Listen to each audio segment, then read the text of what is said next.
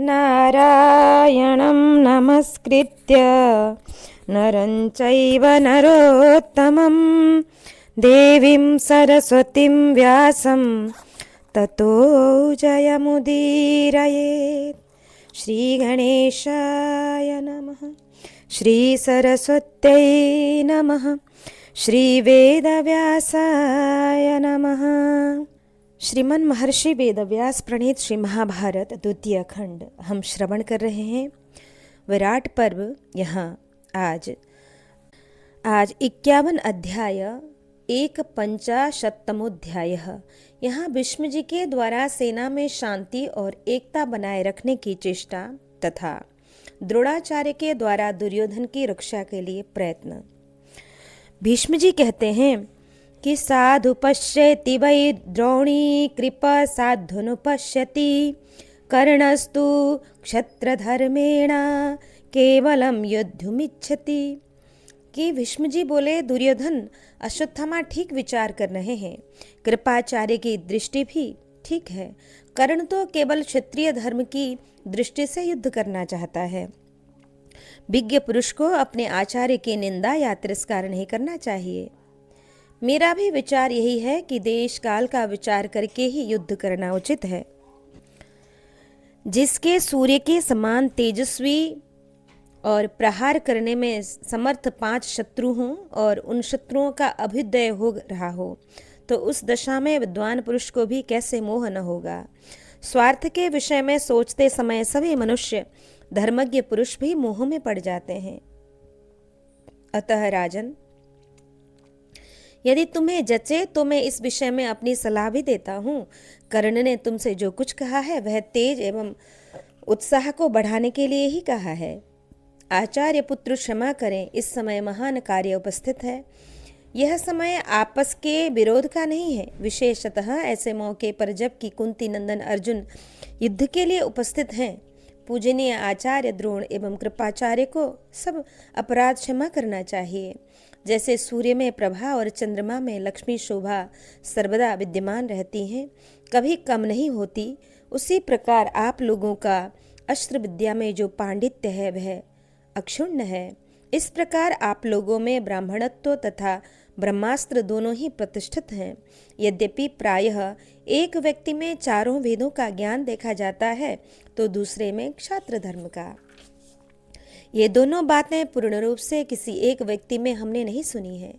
केवल भरतवंशियों के आचार्य कृप, द्रोण और उनके पुत्र अश्वत्थामा में ही ये दोनों शक्तियां ब्रह्माबल और क्षात्र बल है। इसके सिवा और कहीं उक्त बातों का एकत्र समावेश नहीं है, यह मेरा दृढ़ विश्वास है। राजन, वेदांत पुराण और प्राचीन इतिहास के ज्ञान में जमदग्नि नंदन परशुराम जी के सिवा दूसरा कौन मनुष्य द्रोणाचार्य से बढ़कर हो सकता है।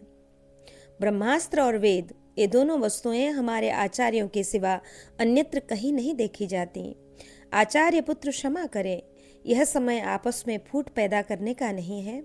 हम सब लोग मिलकर यहाँ आए हुए अर्जुन से युद्ध करें। मनीषी पुरुषों ने सेना का विनाश करने वाले जितने संकट बताए हैं उनमें आपस की फूट सबसे प्रधान कहा है। विद्वानों ने इस फूट को महान पाप माना है। अश्वत्थामा ने कहा, पुरुष श्रेष्ठ, हमारी न्यायोचित बात की निंदा नहीं की जानी चाहिए। आचार्य द्रोण ने पांडवों पर हुए पहले के अन्यायों का स्मरण करके रोषपूर्वक अर्जुन के गुणों का यहाँ वर्णन किया है। भेद उत्पन्न करने के लिए नहीं, शत्रु के भी गुण ग्रहण करने चाहिए और गुरु के भी दोष बताने में संकोच नहीं करना चाहिए। गुरु को सब प्रकार से पूर्ण प्रयत्न करके पुत्र और शिष्य के लिए जो हितकर हो वही बात कहनी चाहिए। तब दुर्योधन ने कहा, आचार्य क्षमा करें, अब शांति धारण करनी चाहिए। यदि गुरु के मन में भेद न हो तभी यह समझा जाएगा कि पहले जो बातें कही गई हैं उनमें रोष ही कारण था। वैशंपायन जी कहते हैं, जन्मेजय, तदंतर दुर्योधन ने कर्ण, भीष्म और महात्मा कृपाचार्य के साथ आचार्य द्रोण से क्षमा मांगी। तब द्रोण बोले, शांतनु नंदन भीष्म जी ने पहले जो बात कही थी उसी से मैं प्रसन्न हूँ।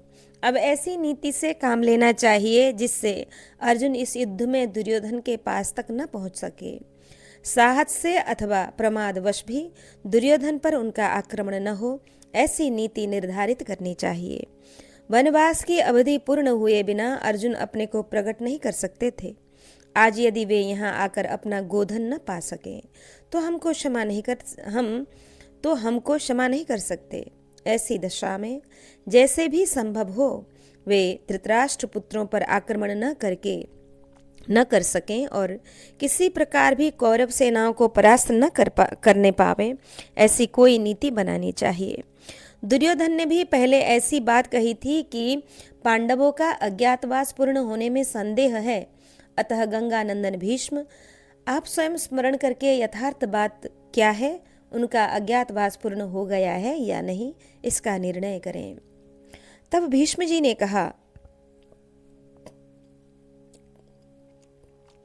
कला, काष्ठा, मुहूर्त, दिन, मास, पक्ष, नक्षत्र, ग्रह, ऋतु और संवत्सर, ये सब एक दूसरे से जुड़ते हैं। इस तरह काल के इन छोटे छोटे विभागों द्वारा यह संपूर्ण काल चक्र चल रहा है। इन पक्ष, मास आदि के समय के बढ़ने घटने से और ग्रह नक्षत्रों की गति के व्यतिक्रम से हर 5वें वर्ष में 2 महीने अधिक मास से बढ़ जाते हैं। इस प्रकार इन 13 वर्षों के पूर्ण होने के पश्चात भी पांडवों के 5 महीने 12 दिन और अधिक बीत चुके हैं, ऐसा मेरा विचार है। चांद्र वर्ष 354 दिनों का होता है और सौर वर्ष 365 दिन, 15 घड़ी एवं कुछ पलों का हुआ करता है। इस हिसाब से 13 और वर्षों में चांद्र वर्ष के लगभग 5 महीने अधिक हो जाते हैं। इस वर्ष में यदि 6 बार अधिक मास पड़ जाए तो जिस तिथि को पांडवों का वनवास हुआ था 13वें वर्ष की, उसी तिथि तक 13वें वर्षों से 5 महीने और 12 दिन अधिक हो सकते हैं। इन पांडवों ने जो जो प्रतिज्ञाएं की थी उन सब का यथावत पालन किया है। अवश्य इस बात को अच्छी तरह जानकर ही अर्जुन यहाँ आए हैं। सभी पांडव महात्मा हैं और सभी धर्म तथा अर्थ के ज्ञाता हैं। जिनके नेता राजा युधिष्ठिर हैं वे धर्म के विषय में कैसे कोई अपराध कर सकते हैं। कुंती के पुत्र लोभी नहीं हैं, उन्होंने तपस्या आदि कठिन कर्म किए हैं। वे अधर्म या अनुचित उपाय से धर्म को गवाकर केवल राज्य लेने के इच्छुक नहीं हैं। कुरुकुल को आनंद देने वाले पांडव उसी समय पराक्रम करने में समर्थ थे, किंतु वे धर्म के बंधन में बंधे थे, इसलिए क्षत्रिय व्रत से विचलित नहीं हुए। यदि कोई अर्जुन को असत्यवादी कहेगा तो वह पराजय को प्राप्त होगा। कुंती के पुत्र मौत को गले लगा सकते हैं, किंतु किसी प्रकार असत्य का आश्रय नहीं ले सकते। नरश्रेष्ठ पांडव समय आने पर अपने पाने योग्य भाग या हक को भी नहीं छोड़ सकते। भले ही वज्रधारी इंद्र उस वस्तु की रक्षा करते हों, पांडवों का ऐसा ही पराक्रम है।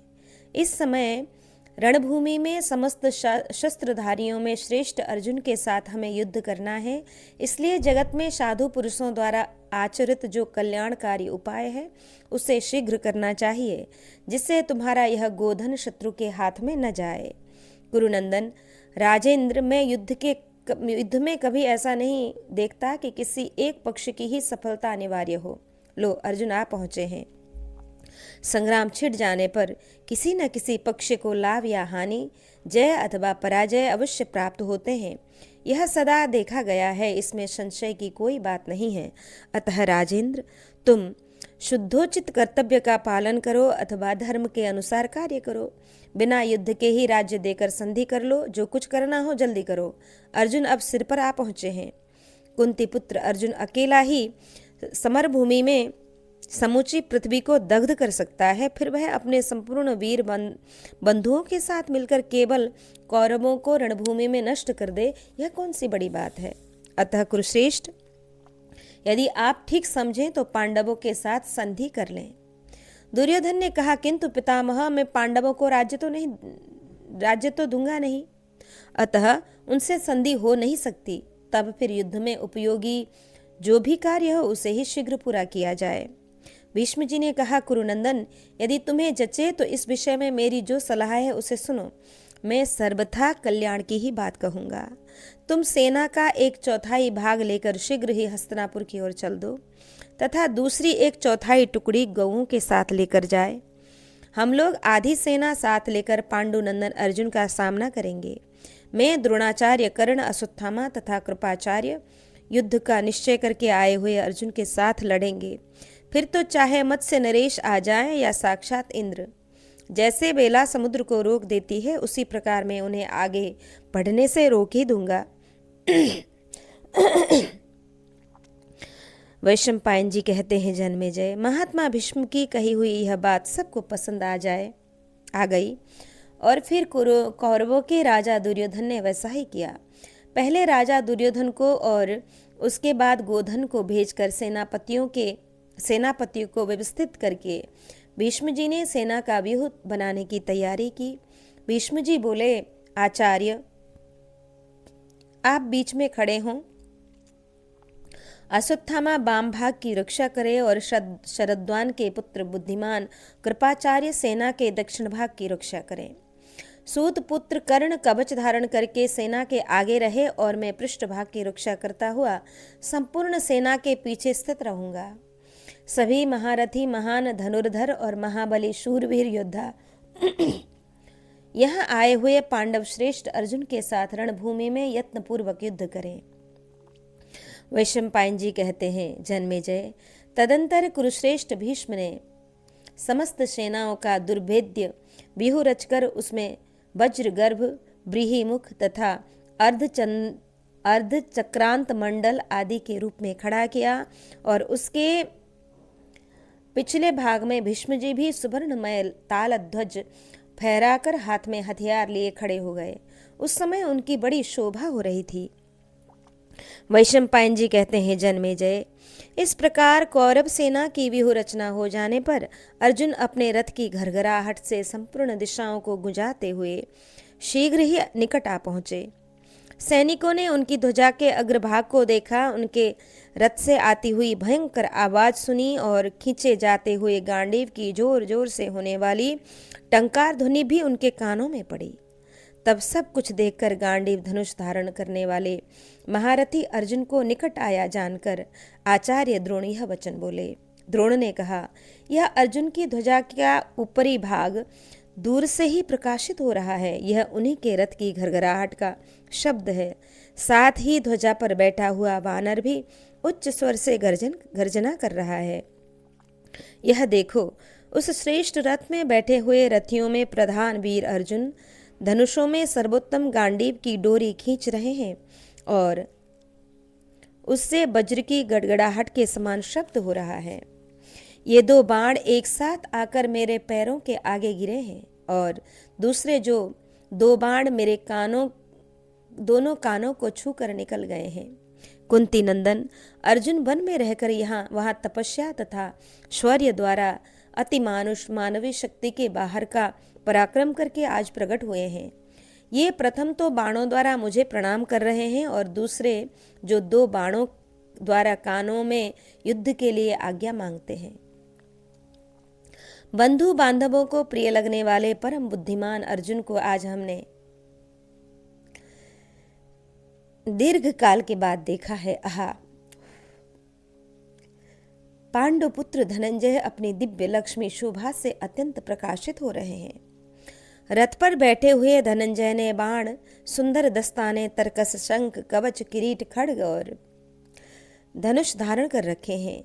इनके रथ पर पताका फहरा रही है। इन सामग्रियों से संपन्न होकर आज ये तेजस्वी पार्थ स्त्रुबा आदि यज्ञ साधनों से घिरे और घी की आहुति पाकर प्रज्वलित हुए अग्नि के समान शोभा पा रहे हैं। वैशंपायन जी कहते हैं, जन्मेजय, तपते हुए सूर्य की भांति देदीप्यमान पांडु नंदन अर्जुन को समीप आते देख शत्रु उनकी ओर दृष्टिपात न कर सके। रथियों की सेना को सामने देख कुंती कुमार अर्जुन ने सारथी से कहा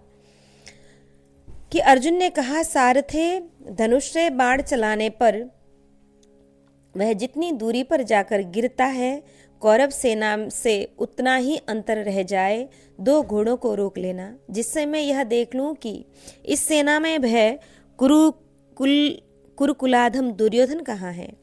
उस अत्यंत अभिमानी दुर्योधन को देख लेने पर मैं इन सब योद्धाओं को छोड़कर उसी के सिर पर पड़ूंगा।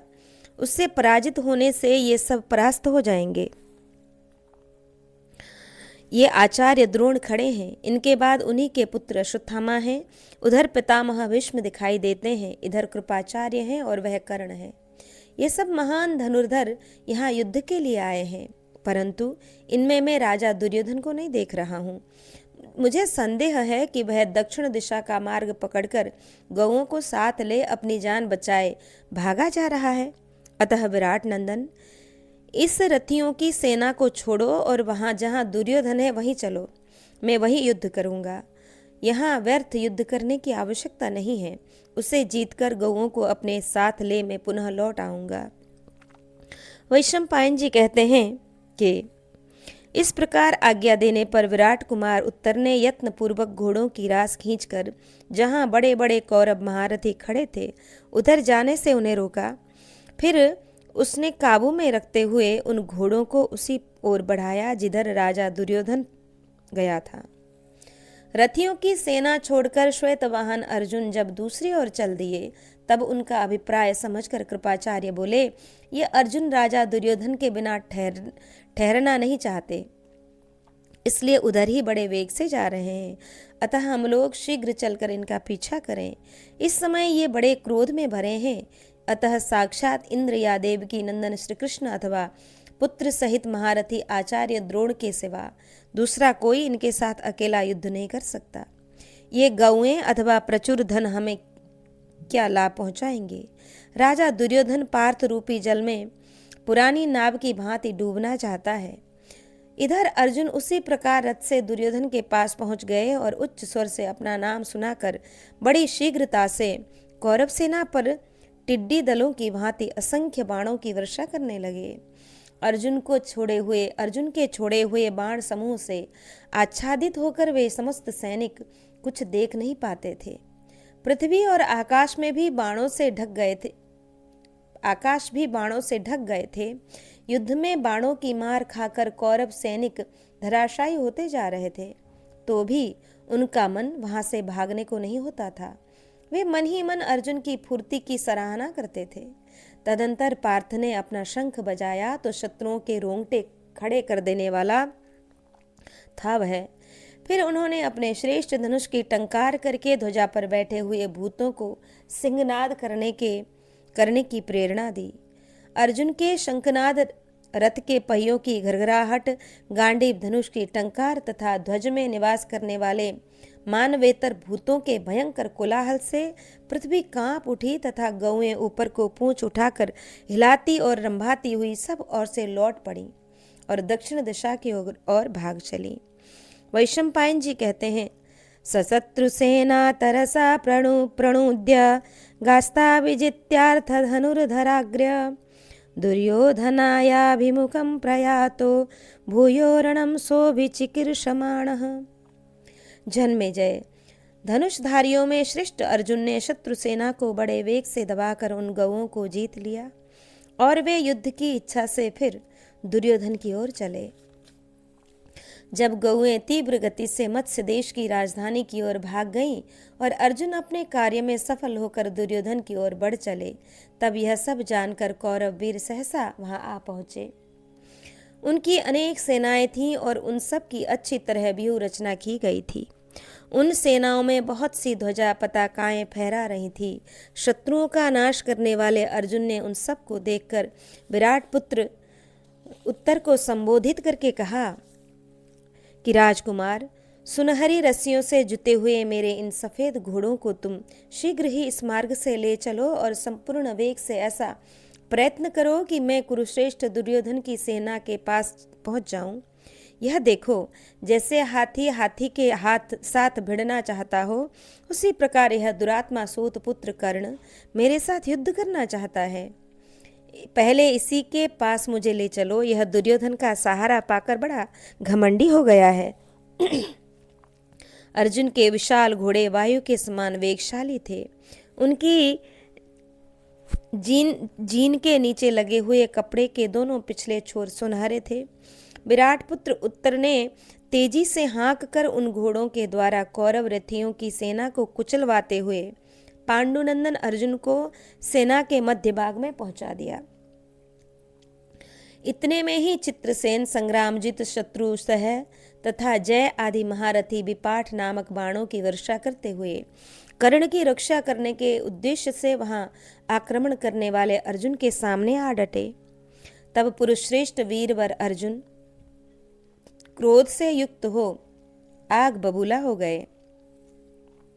धनुष मानो उन आग की ज्वाला थी और बाणों का वेग ही आज आंच बन गया था। जैसे आग वन को जला डालती है, उसी प्रकार वे उन कुरुश्रेष्ठ महारथियों के रथ समूह को भस्म करने लगे। इस प्रकार घोर युद्ध छिड़ जाने पर कुरुकुल के श्रेष्ठ वीर विकर्ण ने रथ पर सवार हो विपाठ नामक बाणों की भयंकर वर्षा करते हुए भीम के छोटे भाई अतिरथी वीर अर्जुन पर आक्रमण किया। तब अर्जुन ने अपने बाणों से जाम्बूनद नामक उत्तम सुवर्ण मढ़े हुए सुदृढ़ प्रत्यंचा वाले विकर्ण के धनुष को काट कर उसके ध्वजा को भी टुकड़े टुकड़े करके गिरा दिया। रथ की ध्वजा कट जाने पर विकर्ण बड़े वेग से भाग निकला। शत्रु दल के वीरों का वध करने वाले कुंती नंदन अर्जुन को इस प्रकार अमानुषिक पराक्रम करते देख शत्रुतम नामक वीर उनके सामने आया। वह अर्जुन का पराक्रम न सह अपनी बाण वर्षा से पार्थ को पीड़ा देने लगा। कौरव सेना में विचरने वाले अर्जुन ने अतिरथी राजा शत्रुतप के बाणों से घायल होकर उसे भी तुरंत ही 5 बाणों से बींध डाला। फिर उसके सारथी को 10 बाण मारकर यमलोक पहुंचा दिया। भरत श्रेष्ठ, अर्जुन के बाण कवच छेद कर शरीर के भीतर घुस जाते थे। उनके द्वारा घायल होकर राजा शत्रुतप के प्राण पखेरु उड़ गए और जैसे आंधी से उखड़ा हुआ वृक्ष पर्वत शिखर से नीचे गिरे, उसी प्रकार वह रथ से रणभूमि में गिर ही पड़ा। नरश्रेष्ठ, वीरवर धनंजय के बाणों की मार खाकर कौरव सेना के कितने ही श्रेष्ठ वीर घायल हो इस प्रकार कांपने लगे जैसे समयानुसार प्रचंड आंधी के वेग से बड़े बड़े जंगलों के वृक्ष हिलने लगते हैं। कुंती पुत्र अर्जुन के द्वारा मारे गए बहुत तेरे उत्कृष्ट नरवीर जो सुंदर वेशभूषा से सुशोभित थे, प्राण शून्य होकर पृथ्वी पर सो गए। जो वीर दूसरों को वसु धन देने वाले और वासव इंद्र के तुल्य पराक्रमी थे, वे भी वासव नंदन अर्जुन के द्वारा उस युद्ध में पराजित हो गए। उनमें से कुछ तो सोने के कवच पहने थे और कुछ लोगों ने काले लोहे के बख्तर बांध रखे थे। उस युद्ध भूमि में पड़े हुए हिमालय प्रदेश के विशाल काय गजराजों के समान जान पड़ते थे। इस प्रकार संग्राम में शत्रुओं का संहार करने वाले गांडीवधारी वीर शिरोमणि नररत्न अर्जुन वहां सब दिशाओं में इस प्रकार विचरने लगे मानो ग्रीष्म ऋतु में दावानल संपूर्ण वन को दग्ध करता हुआ चारों ओर फैल रहा हो। जैसे वसंत ऋतु में तेज चलने वाली हवा पतझड़ के बिखरे पत्तों को उड़ाती और बादलों को छिन्न भिन्न कर देती है, उसी प्रकार उस रणभूमि में रथ पर बैठे हुए अतिरथी वीर किरीटधारी अर्जुन शत्रुओं का संहार करते हुए विचरने लगे। उनके हृदय में दीनता का लेश भी नहीं था। वे सुंदर किरीट और मालाओं से अलंकृत थे। उन्होंने लाल घोड़े वाले रथ पर बैठकर अपने सामने आए हुए कर्ण के भाई संग्रामजित के घोड़ों को मार डाला और एक बाण से उनके मस्तक को भी धड़ से अलग कर दिया। अपने भाई संग्रामजित के मारे जाने पर सूत पुत्र कर्ण ने कुपित हो पराक्रम दिखाने की इच्छा से अर्जुन और उत्तर पर इस प्रकार हठपूर्वक धावा किया मानो कोई गजराज 2 पर्वत शिखरों से भिड़ने चला हो अथवा कोई व्याघ्र किसी महाबली सांड पर टूट पड़ा हो। सूर्यपुत्र कर्ण ने बड़ी शीघ्रता के साथ पांडव नंदन अर्जुन को 12 बाणों से घायल किया। उनके घोड़ों के शरीर छेद कर छलनी कर दिए और विराट पुत्र उत्तर के हाथ में भी भारी चोट पहुंचाई। कर्ण को सहसा आते देख किरीटधारी अर्जुन भी तीव्र गति से आगे बढ़कर जैसे विचित्र पंख वाले गरुड़ किसी नाग पर जोर से आक्रमण करते हों, उसी प्रकार बड़े वेग से उस पर टूट पड़े। वे दोनों ही संपूर्ण धनुर्धर वीरों में श्रेष्ठ, महान, बलवान तथा समस्त शत्रुओं का वेग सहन करने वाले थे। कर्ण और अर्जुन का युद्ध सुनकर समस्त कौरव वीर उसे देखने के लिए दर्शकों की भांति खड़े हो गए। अपने अपराधी कर्ण को सामने देखकर पांडुनंदन अर्जुन की क्रोधाग्नि भड़क उठी। वे तुरंत ही हर्ष एवं उत्साह से भर गए और भयंकर बाणों की वर्षा करके उन्होंने क्षण भर में घोड़े, रथ और सारथी सहित कर्ण को ढक दिया। तदंतर कौरव सेना के रथियों और हाथी सवारों सहित संपूर्ण योद्धा अत्यंत घायल होकर चीखने चिल्लाने लगे। किरीटधारी पार्थ के बाणों से रथ आच्छादित हो जाने के कारण भीष्म आदि सभी महारथी घोड़ों सहित अदृश्य हो गए। तब महामना वीर कर्ण भी बाण समूहों द्वारा अर्जुन की भुजाओं से छोड़े गए संपूर्ण बाणों को शीघ्र ही काटकर अपने धनुष और बाणों के साथ चिंगारियों से युक्त अग्नि की भांति सुशोभित होने लगा। फिर तो वहां कर्ण बार बार प्रत्यंचा खींचकर धनुष की टंकार फैलाने लगा और उनकी प्रशंसा करने वाले कौरवों के दल में हथेलियों और तालियों की गड़गड़ाहट होने लगी। शंख बज उठे, नगाड़े पीटे जाने लगे और ढोलों का गंभीर शब्द सब ओर गूंजने लगा। अर्जुन के रथ की ध्वजा पर बैठे वानर वीर की पूंछ बहुत बड़ी पताका के समान हिल रही थी और उसके अग्रभाग पर भयंकर भूतों का भैरव नाद हो रहा था। इसके साथ ही वज्र की गड़गड़ाहट के समान गांडीव धनुष की टंकार फैल रही थी। ऐसे किरीटधारी अर्जुन की ओर देखकर कर्ण बार बार सिंहनाद करने लगा। तब अर्जुन ने भी घोड़े, सारथी एवं रथ सहित कर्ण को बाणों द्वारा पीड़ित करके पितामह भीष्म, द्रोणाचार्य और कृपाचार्य की ओर देखते हुए कर्ण पर हठ पूर्वक बाणों की वर्षा प्रारंभ की। यह देख कर्ण ने भी अर्जुन पर मेघ की भांति बहुत से बाणों की झड़ी लगा दी। इस प्रकार किरीटमाली अर्जुन ने भी अपने तीखे सहायकों से कर्ण को ढक दिया। इस प्रकार जहां राशि राशि बाणों द्वारा भीषण मारकाट मची हुई थी, उस रण क्षेत्र में वे दोनों वीर अत्यंत तीक्ष्ण शर समूहों की बौछार कर रहे थे। लोगों ने देखा वे रथ पर बैठे हुए बाण समूह के भीतर से इस प्रकार प्रकाशित हो रहे हैं मानो बादलों के भीतर से सूर्य और चंद्रमा चमक रहे हों। कर्ण को अर्जुन का पराक्रम असह्य हो उठा। उसने अपनी आशुकारिता, शीघ्र बाण छोड़ने की कला का परिचय देते हुए तीखे बाणों से अर्जुन के चारों घोड़ों को बींध डाला। फिर 3 बाणों से उनके सारथी को घायल किया और तुरंत ही 3 बाण मारकर ध्वजा को भी छेद डाला। कुरुकुल के श्रेष्ठ पुरुष गांडीवधारी अर्जुन समर भूमि में शत्रुओं को रौंद डालने वाले थे। वे सूत पुत्र के बाणों से घायल होकर सोए हुए सिंह के समान जाग उठे और विपक्षियों पर सीधे आघात करने वाले बाणों द्वारा कर्ण का सामना करने के लिए आगे बढ़े। कर्ण की बाण वर्षा से आहत हुए महात्मा अर्जुन ने अतिमानुष पराक्रम प्रकट किया। जैसे सूर्य अपनी किरणों के समूह से समस्त संसार को आच्छादित कर देते हैं, उसी प्रकार उन्होंने बाण समुदाय से कर्ण के रथ को ढक दिया। उस समय अर्जुन की दशा उस गजराज की भांति हो रही थी जो अपने प्रतिद्वंदी गज का प्रहार सहकर स्वयं भी उस पर चोट करने के लिए उद्यत हो। उन्होंने तरकस से भल्ल नामक तीखे बाण निकाले और धनुष को कान तक खींचकर सूतपुत्र के अंगों को बींध डाला। शत्रुओं का मान मर्दन करने वाले वीर धनंजय ने गांडीव धनुष से छूटकर वज्र के समान प्रकाशित होने वाले तीखे सहायकों द्वारा उस युद्ध में कर्ण की दोनों भुजाओं, जांघों, मस्तक, ललाट तथा ग्रीवा आदि उत्तम अंगों को छेद डाला। अर्जुन के छोड़े हुए बाणों की चोट खाकर सूर्यपुत्र कर्ण तिलमिला उठा और एक हाथी से पराजित हुए दूसरे वेगशाली हाथी की भांति वह पांडुनंदन अर्जुन के बाणों से संतप्त हो युद्ध का मुहाना छोड़कर भाग निकला। शम्पायन जी कहते हैं, अपयाते तु राधेय दुर्योधन पुरोगमः अनीकेन यथा स्वेन शनैरार्च्छन्त पांडवम। जन्मेजय, राधानंदन कर्ण के भाग जाने पर दुर्योधन आदि कौरव योद्धा अपनी अपनी सेना के साथ धीरे धीरे पांडुनंदन अर्जुन की ओर बढ़ गए। तब जैसे बेला तटभूमि महासागर के वेग को रोक लेती है, उसी प्रकार अर्जुन ने व्यूह रचना पूर्वक बाण वर्षा के साथ आती हुई अनेक भागों में विभक्त कौरव सेना के बढ़ाव को रोक दिया।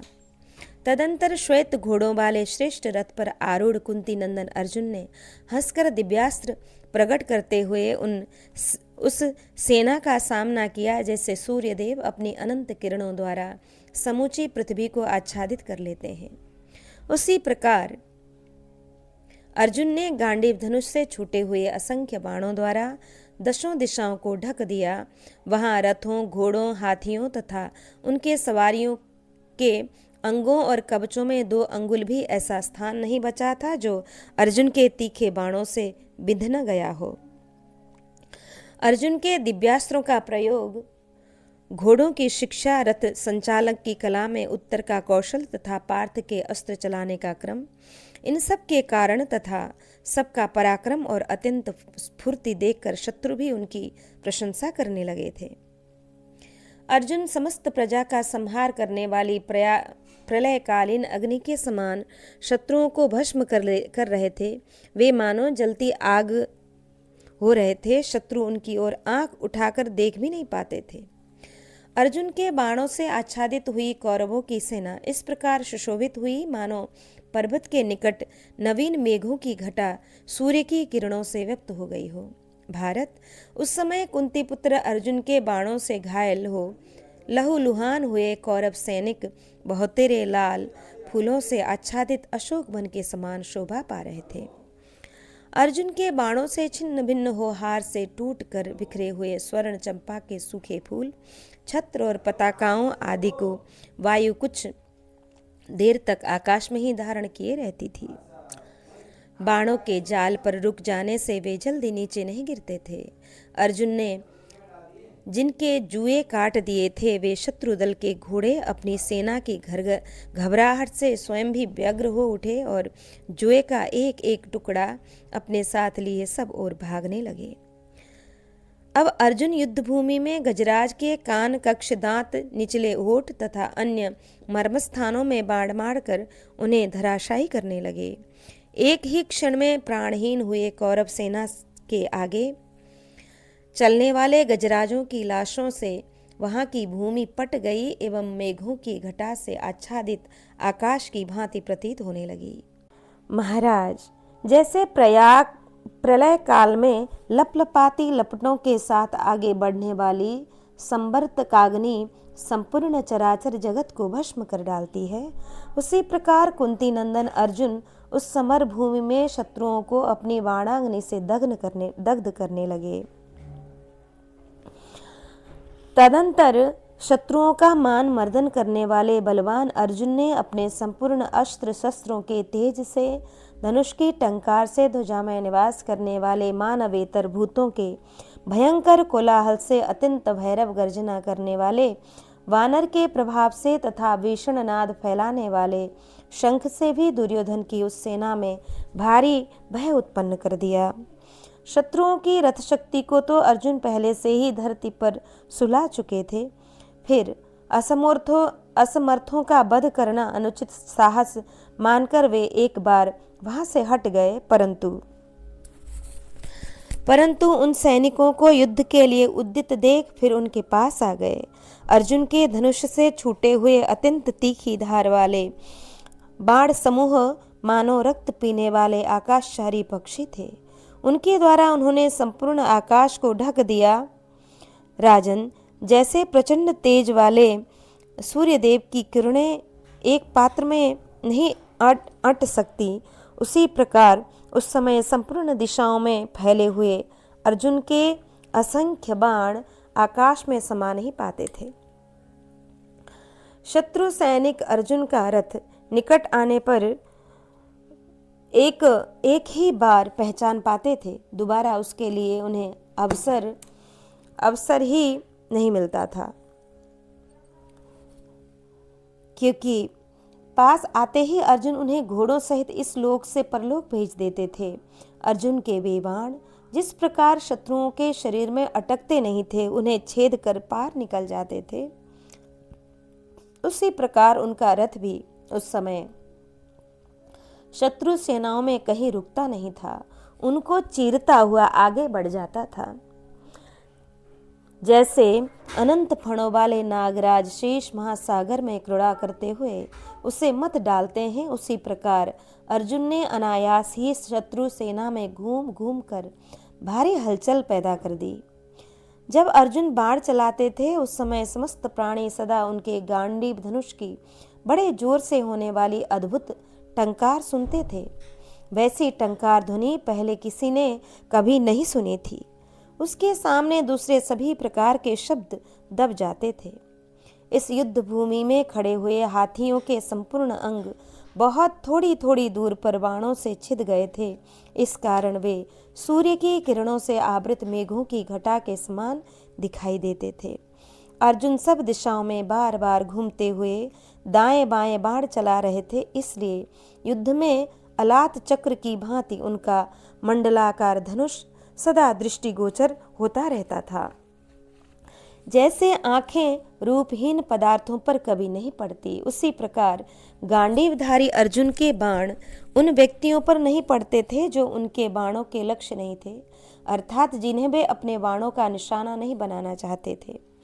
जैसे वन में एक साथ चलते हुए सहस्त्रों हाथियों के पदचिन्हों से बहुत साफ और चौड़ा रास्ता बन जाता है, उसी प्रकार किरीटधारी अर्जुन के रथ का मार्ग भी उनकी बाण वर्षा से साफ हो जाता था। अर्जुन के बाणों से घायल हुए शत्रु ऐसा समझते थे कि निश्चय ही अर्जुन की विजय की अभिलाषा रखने के कारण साक्षात इंद्र संपूर्ण देवताओं के साथ आकर हमें मार रहे हैं। उस समर भूमि में असंख्य शत्रुओं का संहार करते हुए पार्थ की ओर देखकर लोग यह मानने लगे कि अर्जुन के रूप में साक्षात काल ही आकर सबका संहार कर रहा है। कौरव योद्धाओं के शरीर कुंती नंदन अर्जुन के बाणों से घायल होकर छिन्न भिन्न हो गए थे।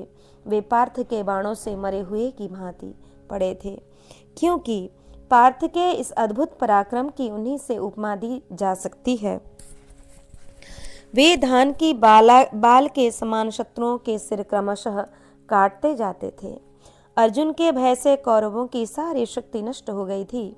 अर्जुन के शत्रु रूपी वन अर्जुन रूपी वायु से ही छिन्न भिन्न हो लाल धाराएं रक्त बहाकर पृथ्वी को भी लाल करने लगे। वायु द्वारा उड़ाई हुई रक्त से सनी धूल के संसर्ग में आकाश में सूर्य की किरणें भी अधिक लाल हो गईं। जैसे संध्या काल में पश्चिम का आकाश लाल हो जाता है, उसी प्रकार उस समय सूर्य सहित आकाश लाल रंग का हो गया था। संध्या काल में तो सूर्य अस्तांचल पर पहुंचकर पर संताप कर्म से निवृत्त हो जाते हैं, परंतु पांडुनंदन अर्जुन शत्रु पीड़न रूपी कर्म से निवृत्त नहीं हुए। अचिंत्य मन बुद्धि वाले शूरवीर अर्जुन ने रणभूमि में पुरुषार्थ दिखाने के लिए डटे हुए उन सभी धनुषधारियों पर अपने दिव्यास्त्रों द्वारा आक्रमण किया। उन्होंने द्रोणाचार्य को 73, दुस्सह को 10, अश्वत्थामा को 8, दुशासन को 12, शरद्वान के पुत्र कृपाचार्य को 3, शांतनु नंदन भीष्म को 60 तथा राजा दुर्योधन को 100 क्षुरप्र नाम वाले बाणों से घायल किया। तत्पश्चात शत्रुवीरों का हनन करने वाले अर्जुन ने कर्ण के कान में एक कर्णी नामक बाण मारकर उसे बींध डाला। फिर उसके घोड़े और सारथी को भी यमलोक भेजकर रथहीन कर दिया। इस प्रकार संपूर्ण अस्त्रों के ज्ञाता महान धनुर्धर सुप्रसिद्ध कर्ण के घायल होने तथा उसके घोड़े सारथी एवं रथ के नष्ट हो जाने पर सारी सेना में भगदड़ मच गई। विराट कुमार उत्तर ने कौरव सेना को भागती और कुंती पुत्र अर्जुन को पुनः युद्ध के लिए डटा हुआ देखकर उनका अभिप्राय समझकर यूं कहा, जिष्णु, मुझ सारथी के साथ इस सुंदर रथ पर बैठे हुए आप सब अब किसी सेना की ओर जाना चाहते हैं? आप जहाँ के लिए आज्ञा दें वहीं आपके साथ चलूं? अर्जुन बोले, उत्तर, जिनके लाल लाल घोड़े हैं जिन शुभ स्वरूप महापुरुष को तुम बाघंबर पहने देख रहे हो, जो अपने रथ पर नीले रंग की पताका फहराकर बैठे हुए हैं, वे कृपाचार्य जी हैं और वहीं यह उनकी श्रेष्ठ सेना है। मुझे इसी सेना के पास ले चलो। मैं इस दृढ़ धनुष वाले कृपाचार्य को शीघ्र अस्त्र चलाने की कला दिखाऊंगा। जिनकी ध्वजा में सुंदर सुवर्णमय कमंडलू सुशोभित है, ये संपूर्ण शस्त्रधारियों में श्रेष्ठ आचार्य द्रोण हैं। ये मेरे तथा अन्य सब शस्त्रधारियों के माननीय हैं। तुम इन परम प्रसन्न महावीर आचार्य पाद की रथ द्वारा प्रदक्षिणा करो। तुम इसी समय इन्हें आदर दो और युद्ध के लिए उद्यत हो रथ पर बैठे रहो। यह सनातन धर्म है। यदि आचार्य द्रोण पहले मेरे शरीर पर प्रहार करेंगे, तब मैं उनके ऊपर भी बाणों द्वारा आघात करूंगा। ऐसा करने पर इन्हें क्रोध नहीं होगा। इनके पास ही जिनकी ध्वजा के अग्रभाग में धनुष का चिन्ह दिखाई देता है, ये आचार्य के ही योग्य पुत्र महारथी अश्वत्थामा है। ये भी मेरे तथा संपूर्ण शस्त्रधारियों के लिए माननीय हैं। अतः इनके रथ के समीप जाकर भी तुम बार बार लौट आना। यह जो रथियों की सेनाओं में सोने का कवच धारण किए तीसरी काम देने योग्य बिना थकी मादी सेना के साथ विराजमान है, जिसकी ध्वजा के अग्रभाग में नाग का चिन्ह है और सोने की पताका फहरा रही है, यह धृतराष्ट्र पुत्र श्रीमान राजा सुयोधन है। वीर, शत्रुओं के रथ को तोड़ डालने वाले अपने इस रथ को तुम इसी के सन्मुख ले चलो। यह राजा शत्रुओं को मत डालने वाला तथा युद्ध के लिए उन्मत्त रहने वाला है। यह शीघ्रता पूर्वक अस्त्र चलाने में आचार्य द्रोण के शिष्यों में प्रथम माना गया है। इस युद्ध में आज मैं इसे शीघ्र अस्त्र चलाने की विपुल कला का दर्शन कराऊंगा। जिसकी ध्वजा के अग्रभाग पर हाथी या उसकी सांकल के चिन्ह युक्त पताका फहरा रही है, यह विकर्तन पुत्र कर्ण है। इससे तुम पहले ही परिचित हो ही चुके हो। इस दुरात्मा राधा पुत्र के रथ के निकट जाकर सावधान हो जाना। यह सदा युद्ध में मेरे साथ स्पर्धा रखता है। जो नीले रंग की 5 तारों के चिन्ह से सुशोभित पताका वाले रथ पर बैठे हुए हैं, जिनका धनुष विशाल है, जिन्होंने हाथ में दस्ताने पहने रखे हैं, जिनका वह तारों और सूर्य के चिन्हों से विचित्र शोभा धारण करने वाला ध्वज फहरा रहा है, जिनके मस्तक पर श्वेत रंग का उज्जवल छत्र सुशोभित है, जो नाना प्रकार की ध्वजा पताकाओं से उपलक्षित रथियों के विशाल सेना के अग्रभाग में बादलों के आगे सूर्य की भांति प्रकाशित हो रहे हैं, जिनके शरीर पर चंद्रमा और सूर्य के समान चमकीला सोने का कवच और सुवर्णमय शिरस्त्राण दिखाई देता है। वे श्रेष्ठ रथ पर विराजमान महापराक्रमी वीर पुरुष हम सब के पितामह शांतनु नंदन भीष्म हैं। वे राज्य लक्ष्मी से संपन्न होकर भी दुर्योधन के अधीन हो रहे हैं, इसलिए मेरे मन को संतप्त सा किए देते हैं। इनके पास सबसे पीछे चलना। ये मेरे मार्ग में विघ्न कारक नहीं होंगे। इनके साथ युद्ध करते समय सावधान होकर मेरे घोड़ों को संभालना। राजन, अर्जुन की यह बात सुनकर विराट पुत्र उत्तर निर्भय एवं सावधान हो सब्यसाची धनंजय को उस स्थान पर ले गया जहाँ कृपाचार्य उनसे युद्ध करने के लिए खड़े थे। वैशंपायन जी कहते हैं, तान्य निकान्य दृश्यंत कुरुणा मुग्र धन्विनाम संसर्पन्ते यथा मेघा घर्मान्ते मंदमारुतः। जन्मेजय, तदंतर भयंकर धनुष धारण करने वाले कौरवों के वे सैनिक शनै शनै आगे बढ़ने लगे। उस समय वे ऐसे दिखाई देते थे मानो ग्रीष्म के अंत एवं वर्षा के प्रारंभ में मंद वायु द्वारा प्रेरित मेघ धीरे धीरे आ रहे हों। घुड़सवार योद्धा समीप आकर खड़े हो गए। घोड़ों के साथ ही भयंकर हाथी भी आगे बढ़ने लगे।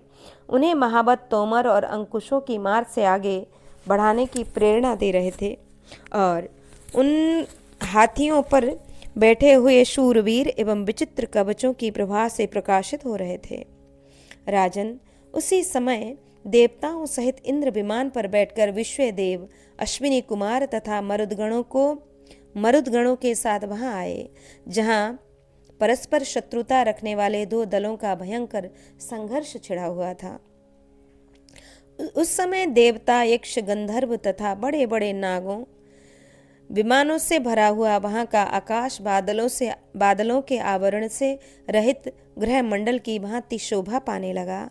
कृपाचार्य और अर्जुन के संग्राम में देवताओं के उन अस्त्रों की शक्ति का मनुष्य पर प्रयोग करने वाले शूरवीरों के उस महाभयंकर युद्ध को अपनी आंखों देखने के लिए देवता लोग पृथक पृथक अपने विमानों पर बैठ आए थे। उन विमानों में देवराज इंद्र का आकाशचारी विमान उस समय सबसे अधिक शोभा पा रहा था।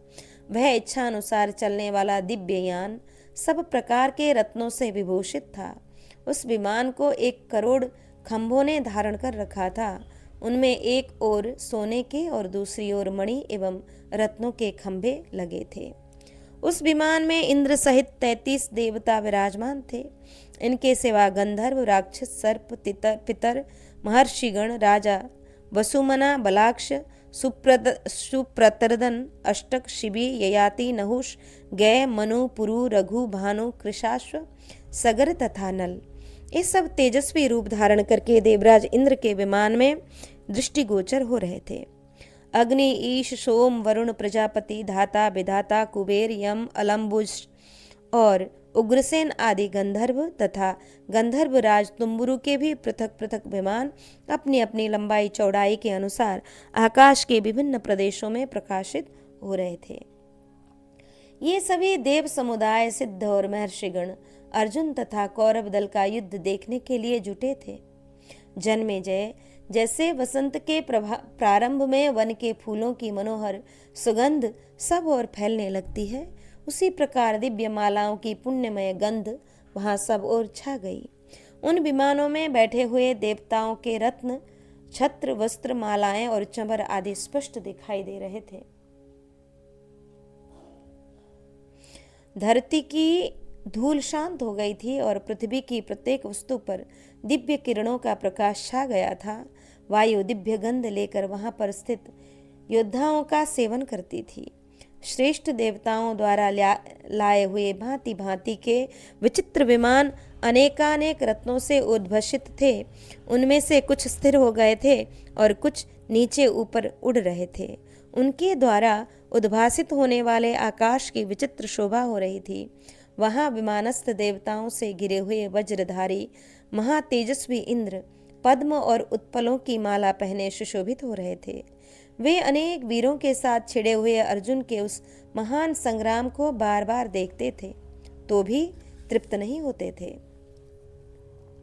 वैशंपायन जी कहते हैं कि दृष्ट्वा व्यूढ़ान्यनीकानि कुरूणां कुरुनंदन तत्र वैराटिमामन्त्र्य पार्थो वचनमब्रवीत्, कि जन्मेजय कौरव सेनाओं को व्यूह रचना करके खड़ी हुई देखकर कुंती नंदन अर्जुन ने विराट कुमार उत्तर को संबोधित करके कहा कि उत्तर, जिसकी ध्वजा पर सोने की वेदी का चिन्ह दिखाई देता है, उस रथ के दाहिने ओर चलो, उधर ही शरद्वान के पुत्र कृपाचार्य हैं। राजन, धनंजय की बात सुनकर विराट कुमार उत्तर ने तुरंत ही चांदी के समान चमकीले उन श्वेत घोड़ों को, जो सोने के साज समाज से सुशोभित हो रहे थे, हाँका। घोड़ों को वेग पूर्वक भगाने के जितने उत्तम ढंग हैं, क्रमशः उन सब का सहारा लेकर उत्तर ने उन चंद्रमा के समान श्वेत घोड़ों को इतनी तीव्र गति से बढ़ाया मानो वे कुपित होकर भाग रहे हों।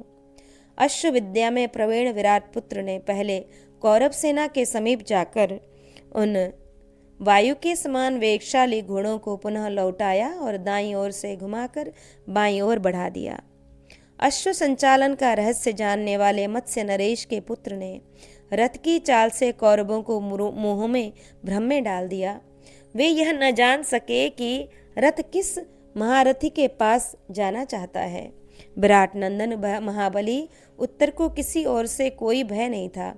उसने कृपाचार्य के रथ के समीप जा रथ द्वारा उनकी प्रदक्षिणा की, फिर उनके सामने जा वह रथ रोक कर खड़ा हो गया। तब अर्जुन ने अपना नाम सुनाकर और पूरा बल लगाकर भारी आवाज करने वाले अपने उत्तम शंख देवदत्त को बजाया। युद्ध भूमि में वैसे पराक्रमी महापराक्रमी विजयशील अर्जुन के द्वारा बजाए जाने पर उस शंख से इतनी जोर से आवाज हुई मानो कोई पर्वत फट गया हो। उस समय समस्त कौरव अपने सैनिकों के साथ यह कहकर उस शंख की सराहना करने लगे कि अहो, यह अद्भुत शंख है, जो अर्जुन के इस प्रकार बजाने पर भी उसके सैकड़ों टुकड़े नहीं हो जाते। यह शंखनाद स्वर्गलोक से टकराकर जब पुनः लौटा तब इस प्रकार सुनाई दिया मानो इंद्र का चलाया हुआ वज्र किसी पर्वत पर गिरा हो। वीरवर कृपाचार्य बल और पराक्रम से संपन्न थे। उन्हें जीतना अत्यंत कठिन था। वे अर्जुन के शंख बजाने के अनंतर उनके प्रति कुपित हो उठे। शरद्वान के पुत्र महाबली महारथी कृपाचार्य उस समय अर्जुन के शंखनाद को नहीं सह सके। उनके मन में अर्जुन पर कुछ रोष हो आया, इसलिए युद्ध के उसके साथ अभिलाषी होकर उन महापराक्रमी महारथी ने अपना शंख लेकर उसे बड़े जोर से फूंका। रथियों में श्रेष्ठ कृपाचार्य ने उस शंखनाद से तीनों लोकों को गुंजाकर उस समय हाथ में धनुष ले लिया और उसकी प्रत्यंचा खींचकर टंकार ध्वनि की। वे दोनों महारथी बड़े पराक्रमी और सूर्य के समान तेजस्वी थे। अतः युद्ध करने के लिए खड़े हुए वे दोनों वीर शरत काल के दो मेघों की भांति शोभा पाने लगे। तदंतर कृपाचार्य ने मर्मस्थान को विदीर्ण कर देने वाले 10 तीखे बाणों द्वारा शत्रु वीरों के संहारक कुंती नंदन अर्जुन को तुरंत बींध डाला। तब अर्जुन ने भी अपने विश्वविख्यात उत्तम आयुध गांडीव को कान तक खींचकर बहुत से मर्मभेदी नाराज छोड़े, किंतु अर्जुन के द्वारा चलाए हुए उन रक्त पीने वाले नाराजों को अपने पास आने से पहले ही कृपाचार्य ने तीखे बाण द्वारा उनके सैकड़ों और हजारों टुकड़े कर डाले। तब सामर्थ्यशाली महारथी कुंती पुत्र अर्जुन ने क्रोध में भरकर बाण चलाने की विचित्र पद्धतियों का प्रदर्शन करते हुए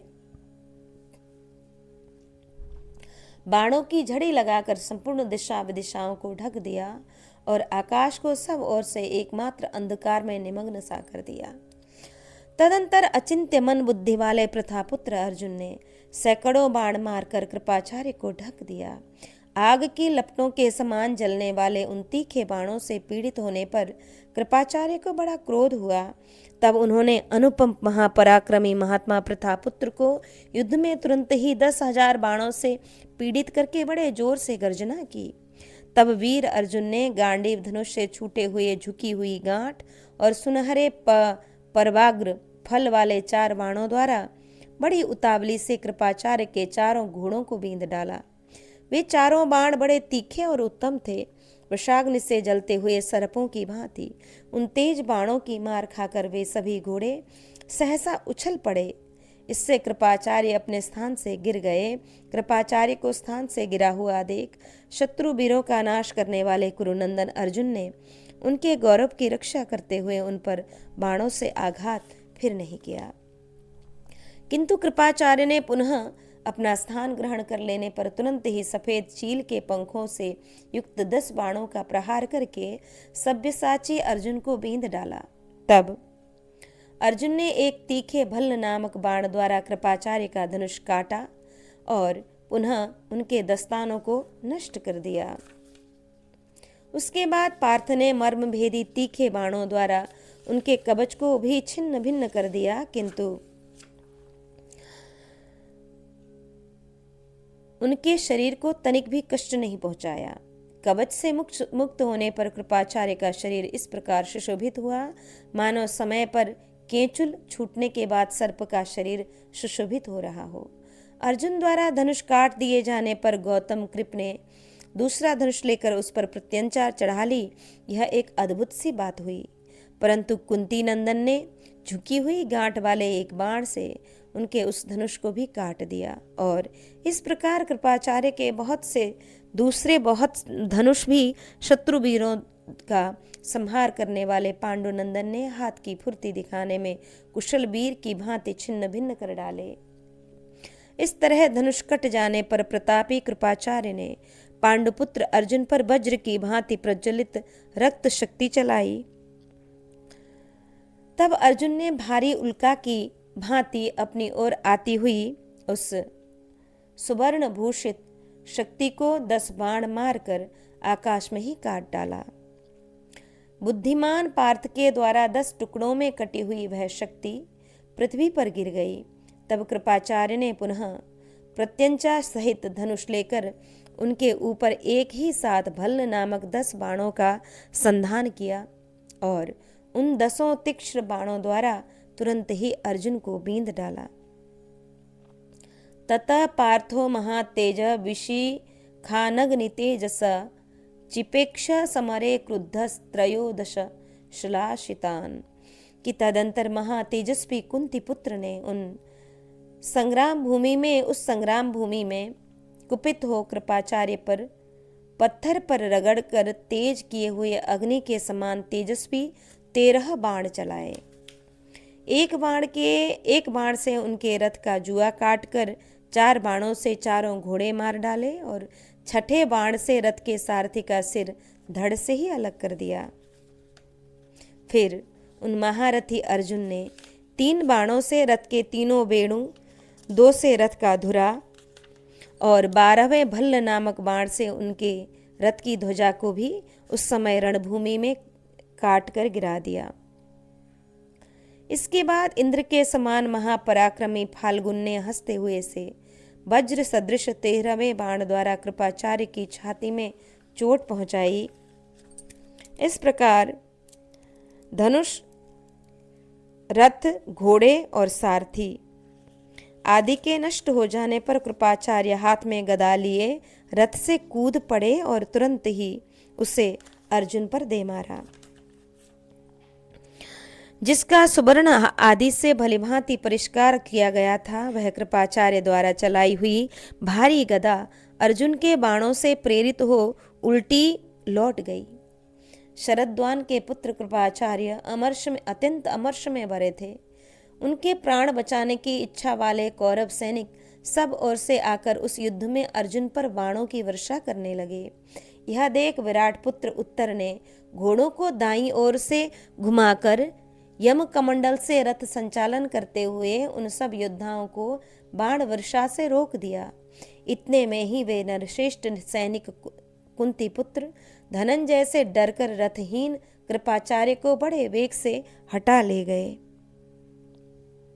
इस प्रकार आज हमने श्रवण किया भीष्म जी के द्वारा सेना में शांति और एकता बनाए रखने की चेष्टा तथा द्रोणाचार्य के द्वारा दुर्योधन की रक्षा के लिए प्रयत्न, पितामह भीष्म की सम्मति, अर्जुन का दुर्योधन की सेना पर आक्रमण करके गौओं को लौटा लेना, अर्जुन का कर्ण पर आक्रमण, विकर्ण की पराजय, शत्रु तप और संग्रामजीत का वध, कर्ण और अर्जुन का युद्ध तथा कर्ण का पलायन, अर्जुन के द्वारा कौरव सेना का संहार और उत्तर का उनके रथ को कृपाचार्य के पास ले जाना, अर्जुन और कृपाचार्य का युद्ध देखने के लिए देवताओं का आकाश में विमानों पर आगमन, कृपाचार्य और अर्जुन का युद्ध तथा कौरव पक्ष के सैनिकों द्वारा कृपाचार्य को हटा ले जाना। इस प्रकार आज हमने श्रवण किया श्री महाभारत विराट पर्व के अंतर्गत गोहरण पर्व में उत्तर गोष्ठ की गौओं के अपहरण के प्रसंग में कृपाचार्य का पलायन संबंधी 57वां अध्याय यहाँ पूर्ण हुआ। आज के पारायण को श्री ठाकुर जी के चरण कमल में अर्पित करके यहाँ हम विश्राम लेंगे। जय